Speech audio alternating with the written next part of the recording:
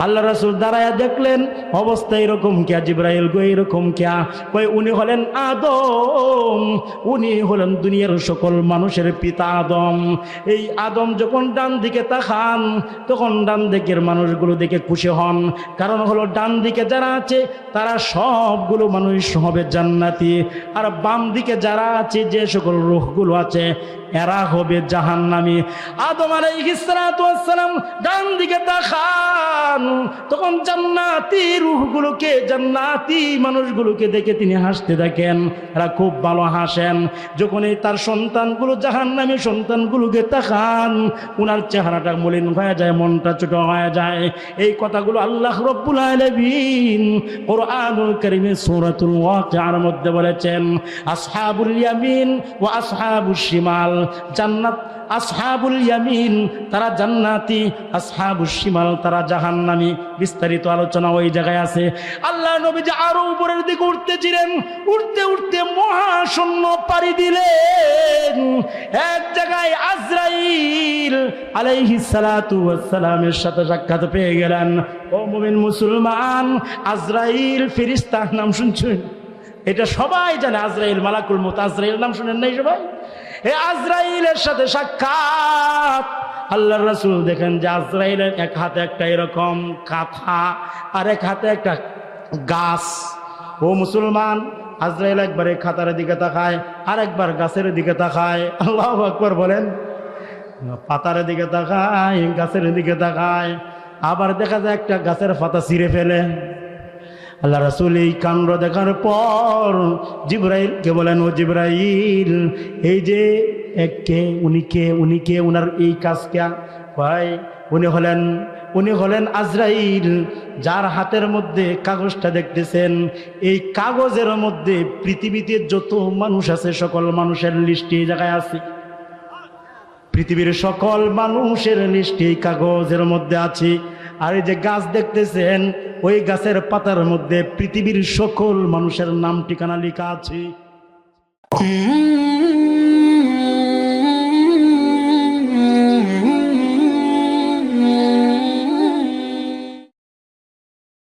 আল্লাহুম্মা বারিক লানা ফি রজব ওয়া শাবান ওয়া বাল্লিগনা রমাদান।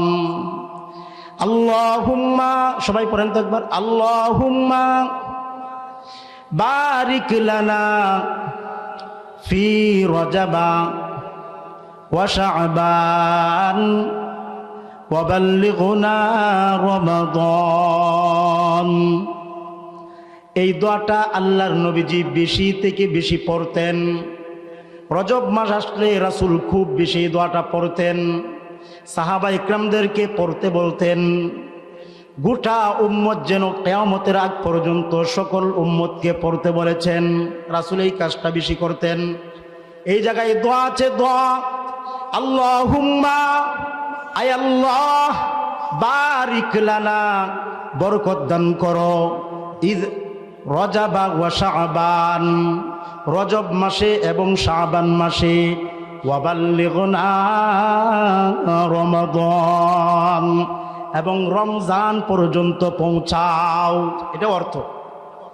এখন আল্লাহ পাক বলছেন, আল্লাহর রাসূল বলেন, বারিক লানা, আল্লাহ আমাদেরকে বরকত দাও, এই দুইটা মাসে প্রচুর বরকত দিও। রজব এবং শাবান এই দুই মাসে প্রচুর পরিমাণে বরকত দান করিও। কিসের মধ্যে বরকত? কিসের বরকত? এই দুই মাস ভরাই যেন আমাদেরকে বরকত দেন। কি কোন জিনিসগুলোর মধ্যে বরকত? এই জিনিসটা উল্লেখটাই আম রাখা হয়েছে। মুহাদ্দিসিন ইকরাম লিখেছেন, আল্লাহুম্মা বারিক লানা, আয় আল্লাহ আমাদেরকে বরকত দাও। এক নাম্বার বরকত হলো আল্লাহ আমাদের হায়াতে বরকত দাও। কিসে? হায়াত, আমাদের জীবনটার মধ্যে বরকত দাও, হায়াতে বরকত দাও। আল্লাহ আমাদের শরীর স্বাস্থ্যের মধ্যে বরকত দাও, আল্লাহ সুস্থতার মধ্যে বরকত দাও, আল্লাহ রুজি রোজগারের মধ্যে বরকত দাও, কামাইয়ের মধ্যে বরকত দাও, আল্লাহ কাজকর্মের মধ্যে বরকত দাও। আমি যে কাজটাই করি আল্লাহ ওই কাজটার মধ্যেই বরকত দাও। ওয়া বাল্লিগনা রমাদান, আল্লাহ এত বরকত কেন দিবা? এই জন্যই রমজানের 2 মাস আগে আল্লাহ তুমি হায়াতে বরকত দাও যেন রমজান পর্যন্ত পৌঁছতে পারি। রমজান এমন একটা মাস, এই মাসে একটা ফরজ আদায় করলে 70টা ফরজের সমান সওয়াব, একটা নফল আদায় করলে একটা ফরজের সমতুল্য সওয়াব। কোন হাদিসের মধ্যে আসছে আল্লাহ রাসূল বিশ্বনবী রাহমাতুল লিল আলামিন বলেন, যদি বান্দা একবার সুবহানাল্লাহ রমজান মাসে বলে, আল্লাহ পাক রব্বুল আলামিন এটাকে 700 গুণ অথবা 70,000 গুণ বেশি নেকি দেন। তো রমজান মাস হলো সওয়াব অর্জন করার একটা মাস। রমজান মাস হলো উজ্জার মাস। উজ্জা এখন তো উজ্জা নাই, আমরা আগে ছোট থাকতে কিছু পাইছি, আপনারা যারা মুরব্বী আছেন আরো বেশি উজ্জা পাইছেন। উজ্জার মধ্যে মাছ কম হয় না, বেশি হয়, হ্যাঁ অনেক বেশি মাছ।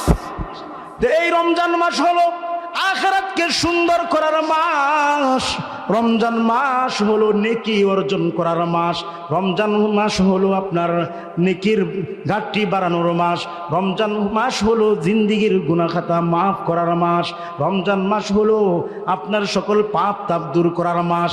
এই জন্য আল্লাহ রাসূল প্রতি রমজানের 2 মাস আগে থেকেই দোয়া করতেন, আল্লাহ এই 2 মাসের ভিতরে যেন আমার মৃত্যু না হয়ে যায়। আল্লাহ এই 2 মাসের মধ্যে রমজানের আগে যেন আমি না মরি। কমপক্ষে অনেকটি মাস পর্যন্ত আমাকে নিয়ে আসছো আল্লাহ, 2টা মাস তুমি আমার হায়াতের মধ্যে বরকত দিও, আমি যেন রমজান পর্যন্ত পৌঁছতে পারি এবং রমজানে পৌঁছে রমজানের রোজাগুলো পালন করে আমার জিন্দিগির গুনাহগুলো মাফ করাতে পারি, অসংখ্য অগণিত নেকি অর্জন করতে পারি। আল্লাহু আকবার। ও মুমিন মুসলমান, আল্লাহ রাব্বুল আলামিনের হাবিব বিশ্বনবী দোয়া করেছেন, আল্লাহুম্মা বারিক লানা, ওগো আল্লাহ আমার হায়াতে বরকত দিও, আমার জীবনে বরকত দিও, আমার শরীরটা সুস্থতা রাখো। আল্লাহ এমন কোনো অসুস্থতা দিও না যে অসুস্থ দেওয়ার কারণে আমি রোজা রাখতে পারি না, রমজানের বরকত থেকে বঞ্চিত হয়ে যায়। আল্লাহ কাজের বেজাল সেজাল যা আছে রমজানের পূর্বেই যেন আমি সবগুলো শেষ করতে পারি। আল্লাহ টাকা পয়সা রুজি রোজগার সব কিছু আমার বরকত দিও, যেন রমজান মাসটা পরিপূর্ণভাবে ইবাদত বন্দিগিতে কাটাতে পারি। এই দোয়াটা করতেন রাসূল, আমরাও এই দোয়াটা বেশি বেশি করবো তো ইনশাআল্লাহ।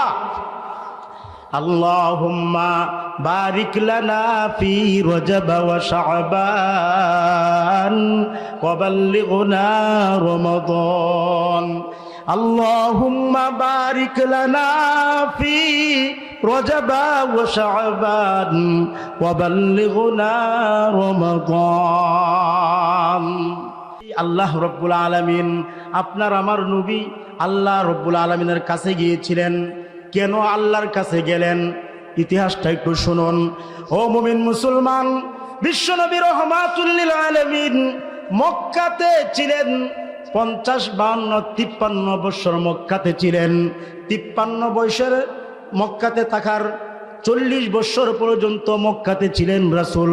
সবার কাছে প্রিয়, সবাই রাসূলকে মহব্বত করত।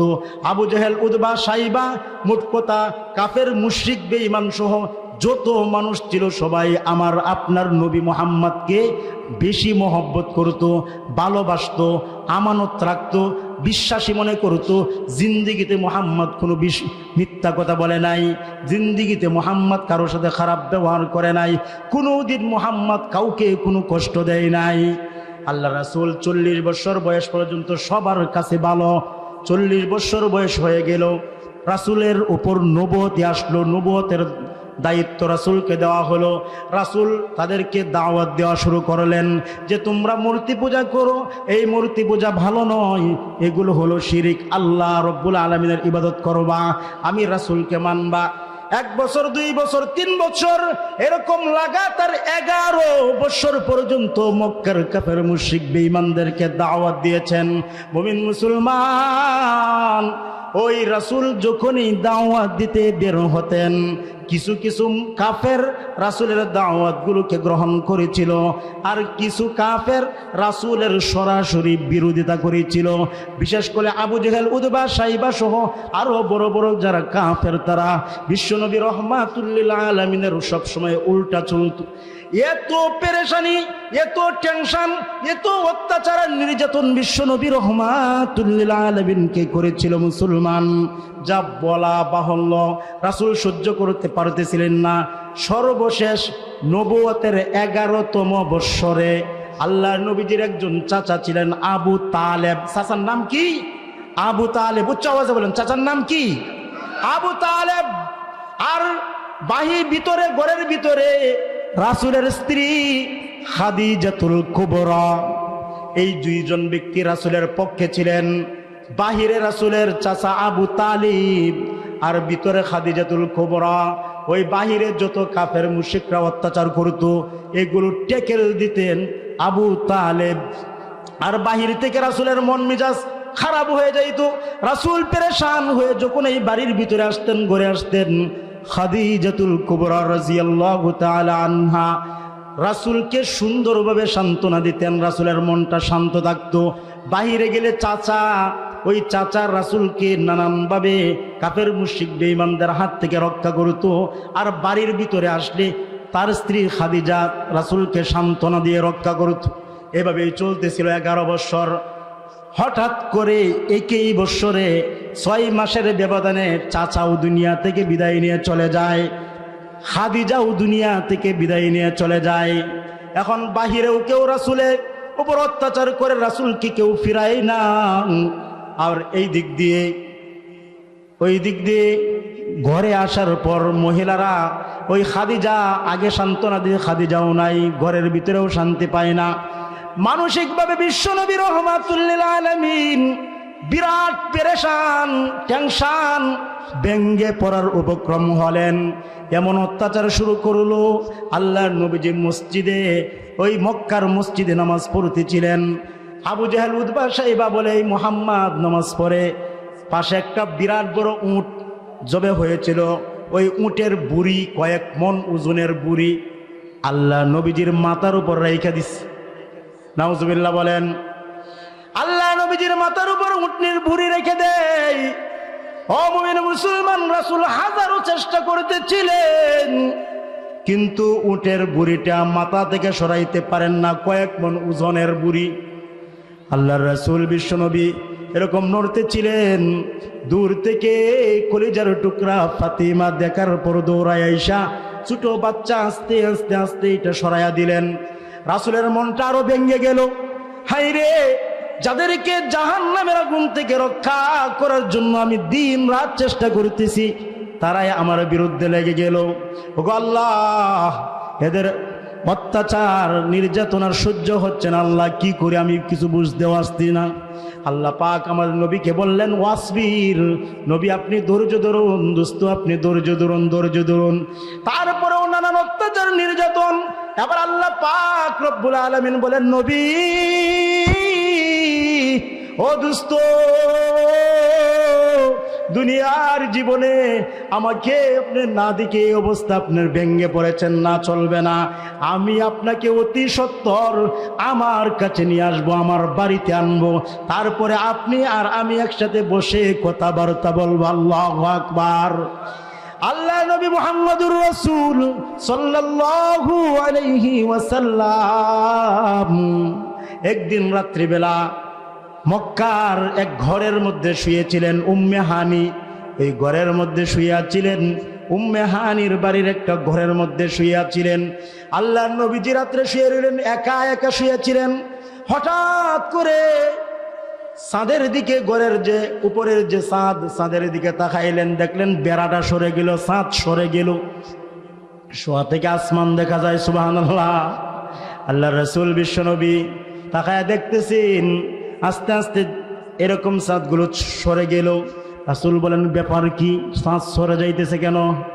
কিছুক্ষণ পর দেখলেন কয়েকজন হুজুর, বিশেষ করে 2 জন হুজুর একদম পাগড়ি, তারপরে পাঞ্জাবি পায়জামা পরিয়া এই উপর থেকে নামছে, আল্লাহ রাসূলের সামনে এসে পড়ছে। আল্লাহু আকবার। বিশ্বনবী রাহমাতুল লিল আলামিনকে বলে, নবী হে, আসসালামু আলাইকা ইয়া রাসূলুল্লাহ। ও আল্লাহর নবী, আপনি কি ভয় পেয়েছেন?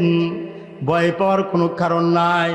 আমি হলাম জিবরাইল, আমার সাথের ফিরিস্তা ওই যে লোকটা হলো মিকাইল ফিরিস্তা, আমরা দুইজন ফিরিস্তা আজকে আপনার কাছে আসলাম। আজকে যত কাজকর্ম হবে সব উপরের দিকে হবে, সুবহানাল্লাহ। আজকে সকল কাজ আপনাকে নিয়ে কোন দিকে চলবে? এই দিকে আমরা উপর থেকে নামলাম। আল বিদায়া ওয়ান নিহায়া কিতাবের মধ্যে আছে, ও মুমিন মুসলমান, আল্লাহর নবী মুহাম্মদুর রাসূলুল্লাহ সাল্লাল্লাহু আলাইহি ওয়াসাল্লামকে নিয়ে তারা চলে গেল মক্কা মসজিদের একটু সামনেই আবে জমজম, জমজম কুয়া, নাম শুনছেন না? জমজম কুয়া। এই জমজম কুয়ার পাশে নিয়ে রাসূলকে শোয়ায়া দিলেন। শোয়ায়া দেওয়ার পর এইভাবে শোয়াইলেন। শোয়ানোর পরে রাসূলের এই বুকটা চিরে ফেললেন। দুইজন ফেরেশতা শোয়ায়া রাসূলের বুকটা চিরল। কি করলো? বুক মোবারক চিরে ফেলা হলো। বুকটা চিরার পর রাসূলের যে কলব আছে, আত্মা আছে, মনটা আছে, এটা বের করলেন ওই দুইজন ফেরেশতা। বের করার পরে জান্নাতি পানি আনা হলো, আবে জমজমের পানি আনা হলো। স্বর্ণের একটা পাত্র সঙ্গে নিয়ে আসে, ওই পাত্রের মধ্যে রাইখে এটাকে দোয়া হলো, আত্মাটাকে দোয়া হলো, কলবটাকে দোয়া হলো। এটাকে বলা হয় শক্কে সদর। এরকম দুই রাসূলের মধ্যে দুনিয়ার প্রতি একটা লোভ, গুনাহের প্রতি আকৃষ্টতা, দুনিয়ার প্রতি আকৃষ্টতা, হিংসা বিদ্বেষ যা ছিল সবগুলো ধুয়ে ফেলে দেওয়া হলো। আল্লাহু আকবার বলেন। সব ধুয়ে ফেলে দিল। কেন? কার কাছে যাবে? আল্লাহর কাছে যাবে। এইগুলো নিয়ে এরকম আত্মা নিয়ে যাওয়া যায়? রাসূলকে ছোটকাল থেকে শক্কে সদর করা হয়েছিল, 3 বার এরকম করা হয়েছিল। একবার মা হালিমা তুসাদিয়ার ঘরে যখন থাকতেন, ওই বকরি চড়াইতে গিয়েছিলেন, তখনও এরকম একবার করা হয়েছিল। শিশু সুলভ অবস্থা যেন রাসূল থেকে বের হয়ে যায়। 20 বছর বয়স যৌবনে যখন পদার্পণ করেছিলেন, তখনও একবার এরকম শক্কে সদর করা হয়েছিল। তারপরে মেরাজে যাওয়ার আগ মুহূর্তে ওই দিন রাত্রে আল্লাহর রাসূলকে এরকম ভাবে শক্কে সদর করে কলবটাকে পাক ও পবিত্র করে তারপরে বলল আবার এটা মুহূর্তের মধ্যেই ঠিক করে দেওয়া হলো। আল্লাহর রাসূলকে বললেন, ও রাসূল আপনি উঠুন, বসুন। একটা গাদার চেয়ে একটু বড়, গোড়ার চেয়ে একটু নিচা, নাম হলো বুরাক। নাম কি? বুরাক। গাদা দেখছেন তো? গাদা দেখছেন? এই গাদার চেয়ে একটু উঁচা, গোড়ার চেয়ে একটু নিচা, গাদার চেয়ে একটু বড়, গোড়ার চেয়ে একটু ছোট, এরকম একটা জন্তু, নাম তার বুরাক। নাম কি? বুরাক। এটা কেমন দ্রুতগামী? আল্লাহ রাসূলের হাদিস থেকে জানতে পারি এটার চোখের দৃষ্টি যত দূর যায়, যদি 1000 মাইল দূরে যায়, এক লাফে 1000 মাইল দূরে। আল্লাহু আকবার। তার চোখ যত দূর যায় অত দূর পর্যন্ত এক একটা লাফ দেয়। এইরকম দ্রুত বেগের একটা প্রাণী আনা হলো, নাম তার বুরাক। কয় রাসূল উঠেন, বুরাকে উঠেন। আল্লাহ রাসূল বুরাকে উঠবেন। উঠার পর বুরাক এরকম নড়াচড়া করতেছে। জিবরাইল ডাক দিয়ে বলো, ও জিবরাইল ডাক দিয়ে, বুরাক তুমি নড়াচড়া কেন করতেছো? তুমি কি জানো তোমার উপর কেমন একজন সওয়ারি আরোহণ হয়েছেন? এরকম সওয়ারি ইতিপূর্বে কোনোদিন তোমার পিঠে উঠাও নাই, আর ভবিষ্যতেও আর এইরকম সওয়ারি যাত্রী তুমি আর পাইতা না। ইনি হলেন রাহমাতুল লিল আলামিন, সরওয়ারে কায়নাত, বিশ্ব নবী মুহাম্মদুর রাসূলুল্লাহ সাল্লাল্লাহু আলাইহি ওয়াসাল্লাম। মুসলমান আল্লাহর রাসূলের কথা শোনার পর একেবারে বুরাকটা ঠান্ডা হয়ে যায়, একেবারে আর নড়াচড়া করে না, না জানি কোন বেয়াদবি হয়ে যায়। আল্লাহু আকবার। ও মুমিন মুসলমান, এবার আল্লাহর রাসূলের সাথে জিবরাইল আর মিকাইল দুইজন ফেরেশতা রওনা দিয়েছে। আল্লাহ কিতাবের মধ্যে আসছে, মসজিদে মক্কার মসজিদ থেকে বাইতুল মুকদ্দাস, ফিলিস্তিনের বাইতুল মুকদ্দাস একটা যাত্রা হয়েছে। এর মাঝখানে আল্লাহ পাক আমার নবীকে গোটা পৃথিবীটা ঘুরাইয়া নিয়ে আসলেন। আল্লাহু আকবার বলেন। এই বুরাকে করে গোটা পৃথিবী বিশ্ব নবী রাহমাতুল লিল আলামিনকে আল্লাহ ঘুরাইয়া আনলেন। ও মুমিন মুসলমান, আল্লাহর নবীজি ওই মসজিদে আকসা যাওয়ার আগেই বাইতুল মুকদ্দাসের যাওয়ার আগেই কয়েকটা জায়গা আরো দেখলেন। যখন রাস্তা দিয়ে হাঁটতেছিলেন, ওই ঘোড়া দিয়ে যাচ্ছিলেন, বোরাক দিয়ে যাচ্ছিলেন, হঠাৎ করে একটা বৃদ্ধা মহিলা রাসূলকে দেখে সালাম দিল, আসসালামু আলাইকুম। জিব্রাইল বলেন, রাসূল আপনি তার সালাম নিয়েন না, উত্তর দিয়েন না। কিছু দূর আবার গেলেন, আরেকজন বৃদ্ধ মানুষ, সেও সালাম দিল, আসসালামু আলাইকা ইয়া রাসূলুল্লাহ। জিব্রাইল বলে তার সালামের উত্তর নিয়েন না। আরো কিছু দূর গেলেন, জিব্রাইল বলেন আরেক দল লোক সালাম দিল, রাসূল বলেন সালামটা লইন, সালাম নেন। জিব্রাইল বলেন, ইয়া রাসূলুল্লাহ, ওই যে প্রথম বৃদ্ধা মহিলা সুন্দর কাপড় চোপড় পরিধান করে দাঁড়িয়ে আপনাকে সালাম দিয়েছিল, এটা হলো দুনিয়া, এটা হলো দুনিয়া। আর দ্বিতীয় যে মহিলাটা, এই দ্বিতীয় যে পুরুষটা আপনাকে সালাম দিয়েছিল, এটা হলো শয়তান। আপনি দুনিয়ার প্রতি সালাম, দুনিয়ার প্রতি তাকাই ভালো হয়েছে, আবার শয়তানের প্রতিও তাকান নাই, এটা খুব ভালো হয়েছে। আর 3 নম্বর যে দলটা আপনাকে সালাম দিয়েছিল, এটা হলো পয়গাম্বর, কয়েকজন পয়গাম্বর তারা সালাম দিয়েছিল। ও মুমিন মুসলমান, আল্লাহ রাসূল চাইতেছিলেন এই দলগুলো পাড়ি দিয়ে সামনের দিকে যখন আগাইতেছিলেন, হঠাৎ করে তিনি দেখতে পেলেন, এমন এক জায়গায় গেলেন যে দেখলেন যে অনেকগুলো মানুষ, এই মানুষগুলো লম্বা লম্বা, এতটুকুন লম্বা লম্বা নখ, তামার নখ। কিসের নখ? তামার নখ। এই নখ দিয়ে নিজের শরীর আশ্রয় আবাশ্রয় খায়ালতেছে, আশ্রাইতেছে, মুখ ছিঁড়ে ফেলতেছে, হাতের চামড়া উঠায় ফেলতেছে, শরীর আশ্রাইতেছে। আল্লাহ রাসূল জিব্রাইলকে বলেন, হ্যাঁ জিব্রাইল, এই লোকটা কে? এই লোকগুলো কি? এরা এরকম শরীরটাকে আশ্রয় কেন? শরীরের এত আশ্রাইতেছে, রক্ত বের করে ফেলতেছে, গুস্ত সরাইয়া দিতেছে, আবার গুস্ত ঠিক মতো লাইগা যাইতেছে, আবার নিজে খামসায়া খুমসায়া গুস্ত ফালাইয়া দিতেছে। এরা কারা? এরা কি নিজের কষ্টটাও বুঝে না? আল্লাহ রাসূলকে জিব্রাইল বলেন, ইয়া রাসূলুল্লাহ, ইয়া হাবিবাল্লাহ, এরা হলো আপনার উম্মতের সেই সকল মানুষ যারা নাকি অপরের গীবত করত। কি করত? গীবত মানে আরেকজনের দোষ কইতো, আরেকজনের দোষ কইতো। নিজে ওই আড়াল হইলেই চাষ্টল বইয়া বিভিন্ন জায়গায় বইসে বইসে আরেকজনের দোষ খালি বলতো, নিজের হাজারো দোষ এগুলো দেখতো না, কিন্তু আরেকজনের দোষটা বেশি বেশি দেখতো। কিয়ামতের আগ পর্যন্ত আর নিজেদের শরীরের গোশত নিজেরা এইভাবে উঠাইতে থাকবে, নাউজুবিল্লাহ। এই জন্য দোষ বলা চলবে না। দোষ বলা যাবে, আরেকজনের দোষ দেখবো না। আরেকজন কিচ্ছু করুক, ও মুসলমান, তোমার আমার কত দোষ, এই তোমার আমার দোষটাকে দেখা চাই। তোমার ভিতরে কি দোষ আছে, আমার ভিতরে কি আছে, আমারটা আমার দেখা চাই। আমার ভিতরে হাজারো দোষ, আমি আরেকজনের দোষ তালাশ করতে যাব? আল্লাহ বলেন, লা ইয়াগতাব বা'যুকুম বা'যান আয়ুহিব্বু আহাদুকুম আইয়াকুলা লাহমা আখিহি। আল্লাহ পাক বলছেন গীবত করা যাবে না। যা হোক, গীবত করব না। গীবত করে এইরকম ভাবে কিয়ামতের আগ পর্যন্ত নিজের শরীরের চামড়া নিজেই উঠানি লাগবো।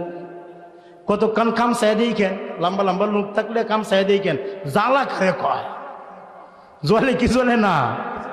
আরো একটু আগাইলেন, আরো কিছু দূর গেলেন, রাসূল দেখলেন একদল মানুষ বিরাট লাকড়ি তাদের মাথায় উঠাইতেছে। ওই মাথা পর্যন্ত উঠায় আবার পড়ে যায়, লাকড়ি উঠাইতে না, বারে পড়ে যায়। আল্লাহ রাসূল বিশ্বনবী রাহমাতুল লিল আলামিন বলেন যে এই লাকড়ি উঠাইতে চায়, কিন্তু লাকড়িগুলো উঠাইতে পারে না, নিচে পড়ে যায়। এই লোকটা লাকড়ির বোঝা কমাইতো না বাড়াইতো কোনছে? হ্যাঁ, লাকড়িটা রাইখা উঠাইতে পারতেছে না, বাড়ে ফিরিয়া যাইতেছে। তখন লাকড়ি আরো কিছু নামাইবো নাকি, নামাইয়া ফেরিয়া আবার ছোট করিয়া বাঁধবো। কিন্তু এ কি করে, ওই লাকড়ি আরো কতটির মধ্যে দেয়, দিয়ে আবার উঠায়, আবার উঠাইতে না, ফালাইয়া দেয়, আবার আরো কতটি সংযোজন করে। রাসূল বলেন, এরকম মুখ তো আর দেখছি না রে। ও জিবরাইল, এটি কারা? কয়, এরা হলো আপনার উম্মতের সেই সকল মানুষ যারা অপরের কাছ থেকে কর্জ নিয়েছে, ঋণ নিয়েছে, ঋণ নেওয়ার পর, কর্জ নেওয়ার পর, কর্জ দেওয়ার নামে উদ্দেশ্য নেই, আরো কর্জ করে, আরো কর্জ করে, আরো কর্জ করে, ঋণের বোঝা খালি বাড়িই করছে। এই বোঝাগুলো ওই জায়গায় চলছে। আছে না না এরকম? ও মুসলমান, এত ঋণ ফিন করবেন না। প্রয়োজনে লবণ ভাত খাবেন, শান্তিতে থাকতে পারবেন, শান্তিতে থাকতে পারবেন। এত বিলাসিতা দরকার নাই। এত বিলাসিতা করলে আরেকজনের মাল খেয়ে, আরেকজনের মাল ভক্ষণ করে আপনি বড়লোকি করলেন, বিলাসিতা করলেন, এই বিলাসিতা চলবে না। মুসলমান, রাসূল আর একটু সামনে আগাইলেন। এবারে দেখলেন অনেকগুলো মানুষ, রক্তের নদী, কের নদী, বিরাট এক রক্তের নদী দেখতে পেলেন। ওই নদীর ভিতরে অনেকগুলো মানুষ হাবুডুবো খাইতেছে, খালি ডুবতেছে উঠতেছে, হাবুডুবো। ওই যারা সাঁতার না বুঝে এদেরকে সাইরে দিলে যেরকম নদীর মাঝে যেরকম ডুবে আর উঠে এরকম করতেছে। আল্লাহ রাসূলকে জিবরাইল বলেন, এরা হলো আপনার উম্মতের সেই সকল মানুষ যারা সুদ খেত। কি খেত? সুদখোর। যারা সুদ খাইতো তাদের এই অবস্থা। রাসূল আরো সামনের দিকে আগাইলেন, দেখলেন যে দুইটা পাতিলের মধ্যে গোশত পাক করা, একটা পাতিলের মধ্যে ভালো গোশত, সুন্দর গোশত পাক করা, আর একটা পাতিলে কাঁচা গোশত রেখে দেওয়া হয়েছে। কিন্তু সুগ্রাণ, সুন্দর ঘ্রাণ বের হচ্ছে। ভালো সুন্দর করে যে পাকানো গোশতগুলো, ওই গোশতগুলো তারা খায় না। এই কাঁচা ফসা গোশত, কাঁচা ফসা গোশতগুলো তারা খাইতেছে। রাসূল বলেন, এদের সামনে এত সুন্দর সুঘ্রাণ গোশত পাকানো আছে, এইগুলো না খায়া ফসা গোশত খায় কেন? জিবরাইল বলেন, ইয়া রাসূলুল্লাহ, এরা হলো আপনার উম্মতের সেই সকল নারী আর পুরুষ যারা নিজেদের ঘরে হালাল স্ত্রী ছিল, হালাল স্ত্রী ছিল, ওই হালাল স্ত্রী রেখে, হালাল স্বামী রেখে ভিন্ন পুরুষের সাথে জেনা করেছে, ভিন্ন মহিলার সাথে জেনা করেছে। এই সুঘ্রাণ পবিত্র জিনিস রেখে অপবিত্র জিনিস তারা দুনিয়ার জীবনে ভক্ষণ করেছে, ভোগ করেছে। এই জন্য তাদেরকে এই খাবার দেওয়া হলো। নাউজুবিল্লাহ বলেন। সুঘ্রাণ খাবার খাইতে পারতেছে না, পোষা দুর্গন্ধ। এটা রাসূল আরো একটু আগাইলেন। তারপরে দেখলেন তন্দুর রুটি। চিনেন আপনারা তন্দুর রুটি? তন্দুর রুটি কোথায় বানায়? ওই আপনার লড়া বা কড়াইয়ের মধ্যে বানায়। কড়াইয়ের মধ্যে বানায় কি? এটা চুলার মধ্যে মটকির মতো, ওই চুলার ভিতরে আগুন ধরায় দেওয়া, আগুনে ডাইরেক্ট তাপ দেয়া বানানো হয় তন্দুর রুটি। এই তন্দুলের চুলা যে এরকম চুলা একটা, এটার মধ্যে হাজার হাজার নারী পুরুষ উলঙ্গ অবস্থায় এরকম আগুনের মধ্যে হাবুডুবো গাইতেছে। তাদের লজ্জাস্থানের মধ্যে বিষাক্ত সাপ, ওই সাপগুলো দংশন করতেছে। আল্লাহর রাসূল জিজ্ঞাসা করলেন, জিবরাইল, এই যে নারী পুরুষেরা কারা? কয় যারা দুনিয়ার জীবনে জেনা করতো, বেবিচার করতো, অবিচার করতো, আপনার উম্মতের সেই সকল নারী আর পুরুষ। নাউজুবিল্লাহ বলেন।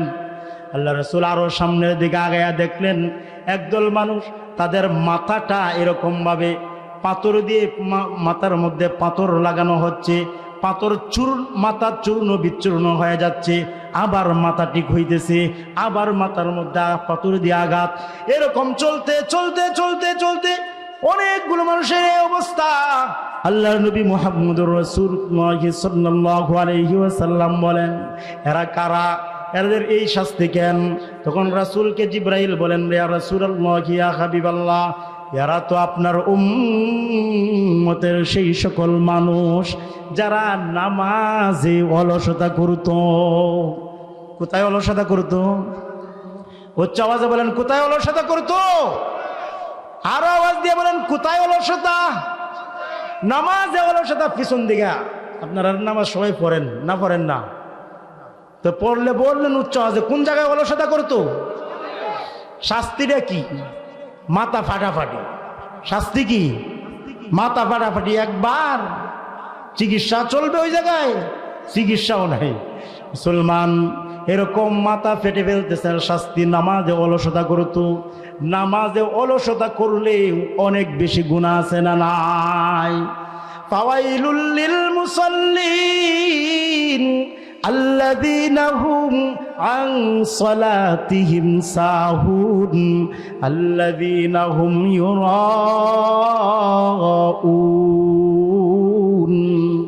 ওয়াইলুল লিল মুসাল্লিন আল্লাযীনা হুম আন সালাতিহিম সাহুন। সাহুন মানে অলসতা, যারা নামাজে অলসতা করত তাদের জন্য ওয়াইল, ওয়াইল ধ্বংস, বরবাদি, জাহান্নামের নিম্ন স্থান। নাউজুবিল্লাহ বলেন। ও মুমিন মুসলমান, আল্লাহ রাসূল আরো কিছু দূর গেলেন, আরো অনেকগুলো কাহিনী দেখলেন। যা হোক, সংক্ষিপ্ত আকারে এই জায়গাটা বললাম।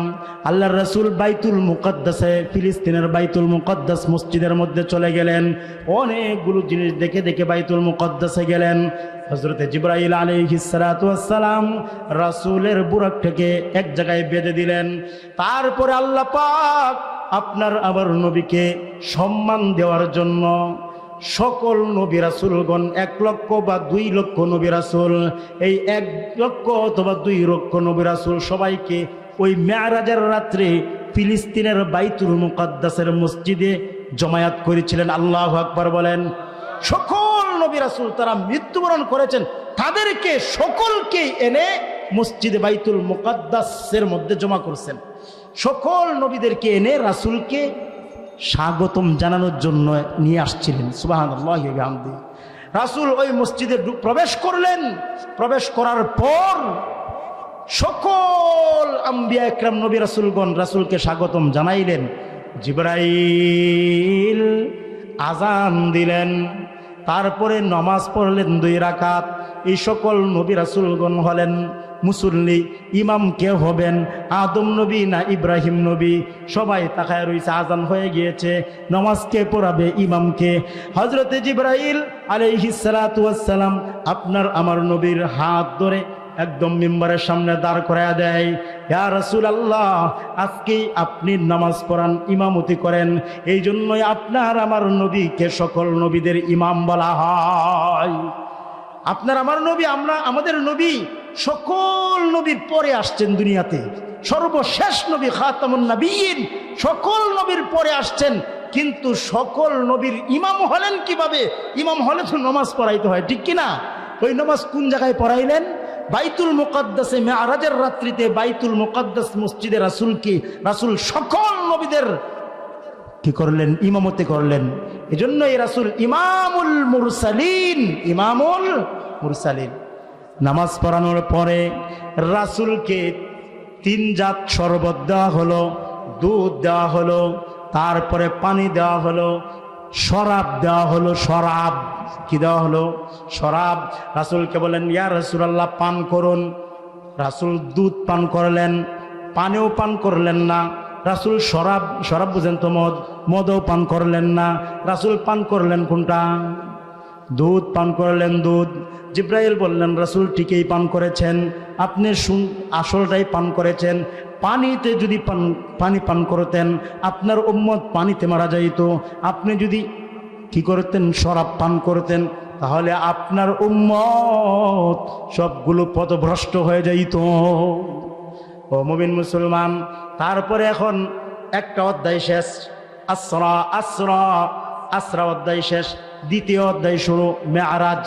ওই জায়গা থেকে আল্লাহর রাসূল মেরাজে উপরের দিকে ওঠা শুরু করলেন। এই 7 আসমান পাড়ি দিলেন। অনেকেই প্রশ্ন করে, হুজুর এই আসমান কিছু দূর যাওয়ার পরে মধ্যাকর্ষণ শক্তি আছে, মধ্যাকর্ষণ শক্তি এটা হলো এরকম এই অনেক অনেক উপরে আমরা যে দেখি, আমরা তো ডাইরেক্ট আসমানটাকে দেখি না। আমরা যে উপরের দিকে দেখি, কি দেখি? আসমান দেখি, আসমান দেখি, আসমান দেখি না। আমরা উপরে দেখি, ওই উপরের দিকে তাকাই, অনেক দূর তাকাইলে এমনি নীলমিল অনেক ধরনের দেখা যায়, শ্বাস রং হয়, কিন্তু আসমান অনেক উপরে। তো বলেন এই পৃথিবীর থেকে অনেক মাইল উপরে হয়েছে চাঁদ। কি আছে? চাঁদ।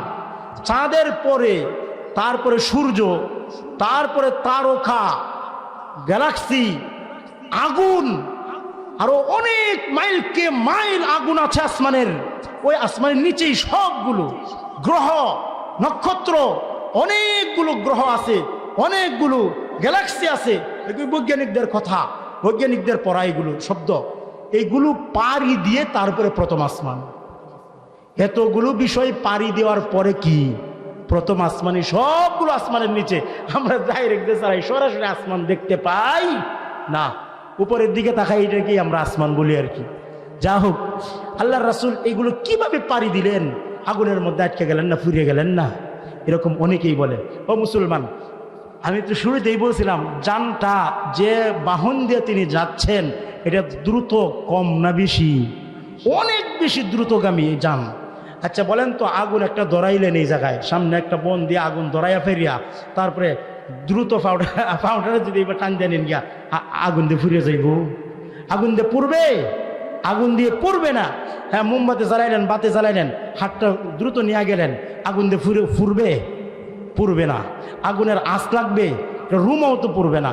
তা আল্লাহ রাসূল এত আগুনের ভিতর দিয়ে যাবেন, এত স্পিডে গেলেন, এত দ্রুত গেলেন, রাসূলের গায়ে আগুনের কোনো আঁচও লাগে নাই। আল্লাহু আকবার বলেন। আল্লাহর রাসূল প্রথম আসমানের মধ্যে গেলেন, সঙ্গী হলো জিবরাইল, মিকাইল, আসমানের ফেরেশতা। আসমানের দরজাগুলো বন্ধ। আসমানের যে ফেরেশতা আছে ওই ফেরেশতা ডাক দিয়ে বলে, কে গো? তোমরা আসমানে উঠবা কে? যে আমি জিবরাইল। সাথে কে? মুহাম্মদ সাল্লাল্লাহু আলাইহি ওয়াসাল্লাম। তাকে আসার অনুমতি দেওয়া হয়েছে কিনা? হ্যাঁ, অনুমতি দেওয়া হয়েছে। প্রথম আসমানের দরজাগুলো আসমানের ফেরেশতারা খুলে দেয়।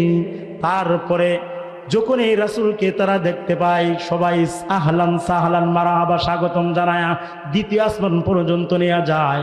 দ্বিতীয় আসমানের ফেরেশতারা এরকম জিজ্ঞাসা করে, কে গো? যে আমি জিবরাইল, মিকাইল, সাথে হলো মুহাম্মদ রাহমাতুল লিল আলামিন। তাকে আসার জন্য অনুমতি দেওয়া হলো কিনা? কয় হ্যাঁ, অনুমতি দেওয়া হয়েছে। তারাও খুলে দেয়। ওই দ্বিতীয় আসমানের ফেরেশতারা স্বাগতম জানাতে জানাতে তৃতীয় আসমান, এরকম চতুর্থ আসমান, পঞ্চম আসমান, সপ্তম আসমান, ষষ্ঠ আসমান, প্রত্যেকটা আসমানের মধ্যে এক একজন নবীর সাথে সাক্ষাৎ হয়, তাদের সাথেও কথা হয়। ও ইমানদার মুমিন মুসলমান, এই যে সর্বশেষ আসমান, সপ্তম আসমান, ওই সপ্তম আসমানের মধ্যে গিয়ে পয়গম্বর ইব্রাহিম আলাইহিস সালাতু ওয়াস সালামের সাথে সাক্ষাৎ হয়। আল্লাহু আকবার। ইমানদার মুমিন মুসলমান, তারপরে হলো বিরাট খালি জায়গা, হাজার হাজার কোটি কোটি কোটি মাইল এরকম উপরের দিকে খালি জায়গা। ওই খালি জায়গা পার হলেন, তারপরে হলো সিদরাতুল মুনতাহা। ওই সিদরাতুল মুনতাহার পাশেই হলো জান্নাত। ইনদাহা সিদরাতুল মুনতাহা, ইনদাহা জান্নাতুল মাওয়া। ওই জায়গায় জান্নাত। আল্লাহর রাসূল জান্নাত ঘুরে ঘুরে দেখলেন। রাসূল যে জান্নাতটা থাকবেন, ওই জান্নাতটাও রাসূল দেখলেন। রাসূল ভিতরে প্রবেশ করতে চাইলেন। কয় আমি তো কিছুদিন পরে আসবই, একটু ঘুরে দেখে আই। কয় না, জান্নাতে যাওয়ার পারমিশন এখনো হয় নাই। যারা একবার জান্নাতে প্রবেশ করে আর তাদেরকে বের করা হয় না। বলা হয়, ও মুসলমান, বলা হয় তাকে, এটা জয়ীফ, রাওয়ায়াতটা জয়ীফ। ইবনে কাস আল বিদায়া ওয়ান নিহায়া কিতাবের মধ্যে আসছে, ইদ্রিস পয়গম্বর এরকম একটা আবেদন জানাইছিলেন, একটু জান্নাতটা একটু দেখে আসি। তারপরে আল্লাহ কই যাও। জান্নাতে ঢোকার পর ইদ্রিস আলাইহিস সালাতু ওয়াস সালাম বলেন, আল্লাহ তুমি না বলছো জান্নাতে একবার ঢুকলে আর বাইরে হইতাম না, কেউ কাউকে বাইর করো না, আমি বাইরে হইতাম না। ও মুমিন মুসলমান, আল্লাহ রাসূল জান্নাত দেখলেন, জাহান্নাম ঘুরে ঘুরে জাহান্নামও দেখলেন। এবার বিশ্বনবী রাহমাতুল লিল আলামিন আদম আলাইহিস সালাতু ওয়াস সালামের সাথে সাক্ষাৎ হলো। আল্লাহর পয়গম্বর আদম সুন্দর করে বসেছিলেন। ডান পাশে অনেকগুলো মানুষের রূহ আর বাম পাশে অনেকগুলো মানুষের রূহ। আল্লাহর রাসূল যখন ওই আদম পয়গম্বর ডান দিকে তাকায়া মুস্কি মুস্কি হাসেন, আবার বাম দিকে তাকায়া মনটা কালো করে দেন, চেহারাটা কালো করে দেন। আল্লাহ রাসূল দাঁড়ায়া দেখলেন অবস্থা এরকম কিয়া, জিবরাইল গো এরকম কিয়া? কই উনি হলেন আদম, উনি হলেন দুনিয়ার সকল মানুষের পিতা আদম। এই আদম যখন ডান দিকে তাকান তখন ডান দিকের মানুষগুলো দেখে খুশি হন, কারণ হলো ডান দিকে যারা আছে তারা সবগুলো মানুষ হবে জান্নাতি, আর বাম দিকে যারা আছে যে সকল রূহগুলো আছে এরা হবে জাহান্নামী। আদম আলাইহিস সালাতু ওয়াস সালাম ডান দিকে তাকান, তখন জান্নাতি রূহগুলোকে, জান্নাতি মানুষগুলোকে দেখে তিনি হাসতে দেখেন, এরা খুব ভালো হাসেন। যখন এই তার সন্তানগুলো জাহান্নামী সন্তানগুলোকে তাকান, উনার চেহারাটা মলিন হয়ে যায়, মনটা ছোট হয়ে যায়। এই কথাগুলো আল্লাহ রাব্বুল আলামিন কোরআনুল কারীমে সূরাতুল ওয়াকিআর মধ্যে বলেছেন, আসহাবুল ইয়ামিন ওয়া আসহাবুশ শিমাল, জান্নাত আসহাবুল ইয়ামিন তারা জান্নাতি, আসহাবুশ শিমাল তারা জাহান্নামী। বিস্তারিত আলোচনা ওই জায়গায় আছে। আল্লাহ নবী যে আরো উপরের দিকে উঠতেছিলেন, উঠতে উঠতে মহাশূন্য পাড়ি দিলেন। এক জায়গায় আজরাইল আলাইহিস সালাতু ওয়াস সালামের সাথে সাক্ষাৎ পেয়ে গেলেন। ও মুমিন মুসলমান, আজরাইল ফেরেশতা নাম শুনছেন? এটা সবাই জানে, আজরাইল মালাকুল মউত। আজরাইল নাম শুনেন নাই সবাই? এই আজরাইলের সাথে সাক্ষাৎ।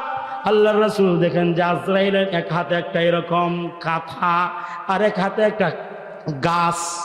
ও মুসলমান, আজরাইল একবার এই খাতার দিকে তাকায় আর একবার গাছের দিকে তাকায়। আল্লাহু আকবার বলেন। পাতার দিকে তাকায়, গাছের দিকে তাকায়, আবার দেখা যায় একটা গাছের পাতা ছিঁড়ে ফেলে। আল্লাহ রাসূল এই কাণ্ড দেখার পর জিবরাইলকে বলেন, ও জিবরাইল, এই যে উনি কে উনার এই কাজ কে? ভাই উনি হলেন আজরাইল, যার হাতের মধ্যে কাগজটা দেখতেছেন। এই কাগজের মধ্যে পৃথিবীতে যত মানুষ আছে সকল মানুষের লিস্ট এই জায়গায় আছে। পৃথিবীর সকল মানুষের লিস্ট এই কাগজের মধ্যে আছে। আর এই যে গাছ দেখতেছেন, ওই গাছের পাতার মধ্যে পৃথিবীর সকল মানুষের নাম ঠিকানা লেখা আছে। একবার এই কাগজের দিকে তাকায়, নামটা দেখে, আর ওই গাছের দিকে তাকায়, গাছের পাতার মধ্যে লেখা আছে নাম ঠিকানা।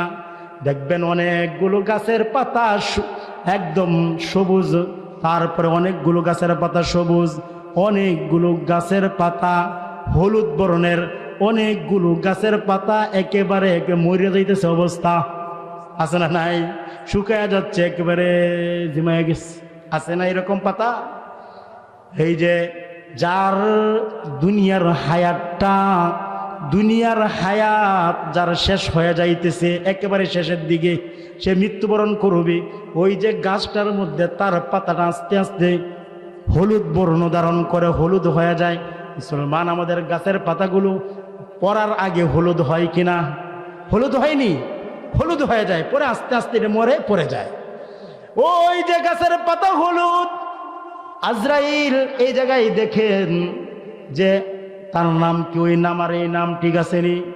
যখন পাতাটা হলুদ হইতে হইতে একেবারে মলিন হয়ে যায়, লাল টুকটুকি হইয়া শেষ হয়ে যায়, মরে যায়, তখন আজরাইল ওই জায়গা থেকে পাতাটা টান দিয়ে ছিঁড়ে এই জায়গার থেকে লিস্টিটা কেটে দেয়। আল্লাহু আকবার। আপনার আমার মৃত্যুটা এভাবেই হয়। মুসলমান, আমরা তো ওই জায়গায় দুনিয়াতে আছি, মূলত আমার হায়াতের গাছটা হয়েছে ওই জায়গায়। হায়াতের গাছ কোথায়? ওই যে সিদরাতুল মুনতাহার এই দিকে, আজরাইলের কাছে। সে লিস্টি দেখে আর গাছের পাতা দেখে। ও মুমিন মুসলমান, আজরাইল তো একজন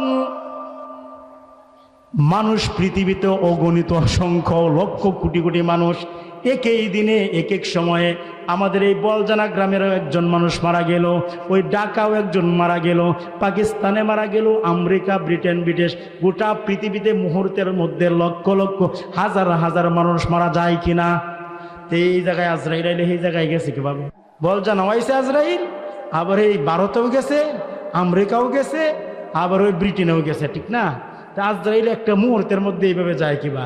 কিতাবের মধ্যে আসছে, মুসলমান, আল বিদায়া ওয়ান নিহায়া কিতাবের মধ্যে লিখছে যে আজরাইলের কাছে এই দুনিয়ার সকল মানুষের লিস্টিটা তার হাতে তালায় আছে, তারপরে গাছটাও একেবারে হাতের তালার মধ্যে। সুবহানাল্লাহ কইন।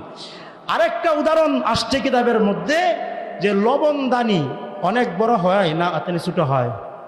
লবণদানি ছোট না বড়? এতটুকুন ছোট। এই লবণদানির মধ্যে যদি আপনার মুড়ি নেওয়া হয়, কি নেওয়া হয়? মুড়ি। তাইলে ইচ্ছা করলে যে নিবে, আপনি আমি যদি নেই একসাথে সবজি লইতে পারবো, ইচ্ছা করলে একসাথে এক এক জায়গা থেকে এক একটা ধরতে পারবো, একই সময় পারবো না, ইচ্ছা করলে একটা নিতে পারবো। আজরাইলের কাছে এই পৃথিবীর সকল মানুষের হায়াতগুলো এরকম লবণ দানের মতো। আল্লাহু আকবার। ও মুমিন মুসলমান, আজরাইলকে এই অবস্থায় দেখলেন। আজরাইল আলাইহিস সালাতু ওয়াস সালাম জান কবজ এইভাবেই করেন, তার সহযোগী আছে। তবে হাদিস শরীফের মধ্যে আরো অনেকগুলো সিস্টেম বর্ণনা করা আছে। আজরাইলের কিছু সহযোগী ফেরেশতা আছে, তারা দুনিয়াতে আসে, নেককার দিনদার বান্দাদের হায়াত একভাবে কবজ করে, আবার বদকার বান্দাদের হায়াত আরেকভাবে কবজ করে। বিস্তারিত আলোচনা আছে। ইমানদার মুমিন মুসলমান, আল্লাহর নবী মুহাম্মদুর রাসূলুল্লাহ সাল্লাল্লাহু আলাইহি ওয়াসাল্লাম আরো উপরের দিকে উঠলেন। উঠতে উঠতে উঠতে উঠতে এমন এক জায়গায় গেলেন, সফর সঙ্গী জিব্রাইল, সফর সঙ্গী মিকাইল, তারা হঠাৎ করে থামিয়ে বলেন যে ইয়া রাসূলুল্লাহ, ইয়া হাবিবাল্লাহ, এখন আর আমরা আপনার সঙ্গী হতে পারবো না। এখন এমন একটা বাহন আপনার সামনে আসবে, এই বাহন করে আপনি চলে যাবেন। এমন একটা কুরসি চেয়ার আসবে, ওই চেয়ারের মধ্যে বসে বসে আপনি চলে যাবেন। আল্লাহ রাসূল জিব্রাইলকে বলেন, আর একটু সামনের দিকে আগান, আর একটু আগায়া যান না, আমার তো সাহস হবে, আমি নিরালা একা একা। আল্লাহ রাসূলকে জিব্রাইল বলেন, একটা কদম যদি আমি সামনের দিকে আগাই, আল্লাহ পাকের নূরের তজল্লিতে আমি পুরে সরকার হয়ে যাব। আল্লাহ রাসূল মহান খালি জায়গা ওই রফরফ নামক চেয়ারের মধ্যে বসে আল্লাহ রাসূল বিশ্বনবী রাহমাতুল লিল আলামিন উপরের দিকে যাইতেছিলেন। যাইতে যাইতে যাইতে যাইতে অনেক নীরব নিস্তব্ধ, কোনো আওয়াজ নাই, কোনো আওয়াজ নাই, একেবারে নীরব নিস্তব্ধ। যাইতে অনেক দূর পর্যন্ত গেলেন মুমিন মুসলমান। তাইলে এইভাবে উনি গেলেন, আল্লাহ পাকের সাথে কথাবার্তা 15টা বিষয়ে কথা হয়েছিল, সূরা বানী ইসরাঈলের মধ্যে লিখছে। তার মধ্যে 3টে বিষয় খুব গুরুত্বপূর্ণ। 1 নম্বর হলো নামাজ। 1 নম্বর কি? নামাজ। আল্লাহ পাক নামাজ নিয়ে আসছেন, নামাজ আমরা সবাই পড়ব তো ইনশাল্লাহ। এই যে ঘটনাগুলো এনো আরো অনেক লম্বা ইতিহাস আছে নামাজ সম্পর্কে, কই কইবেন ইনশাল্লাহ, আপনারা নামাজ পড়ার লাগে বলবেন, এইদিকে আর যাইতাম না। এই যে ঘটনাটা আবার তিনি ঘুরে চলে আসলেন, কতক্ষণ সময় লাগছে? কতক্ষণ? রাসূল বলেন যে উম্মে হানির ঘরের দরজাটা যে খুলে আসছিলেন, এই যে আপনার দরজা লাগানোর এটা সিগলটা এরকম লড়তেছে, যা দিয়ে খুলে আইছেন যে সিগলটা লড়তেছে। সুবহানাল্লাহ। যে উজু করছিলেন, উজুর পানিটা এখনো গড়ায় যাইতেছে। অল্প সময়ে এতগুলো কাহিনী আল্লাহ পাক করেছিলেন। সুবহানাল্লাহ বিহামদি। যা হোক, আর কথা বলবো না ইনশাল্লাহ। আপনারা আমার জন্য দোয়া করবেন, মাদ্রাসার প্রতি খেয়াল রাখবেন। আল্লাহ পাক আমাদের সকলকে কবুল করুন। ওয়া আখিরু দাওয়ানা আনিল হামদুলিল্লাহি রাব্বিল আলামিন। আসসালামু আলাইকুম ওয়া রাহমাতুল্লাহি ওয়া বারাকাতুহু।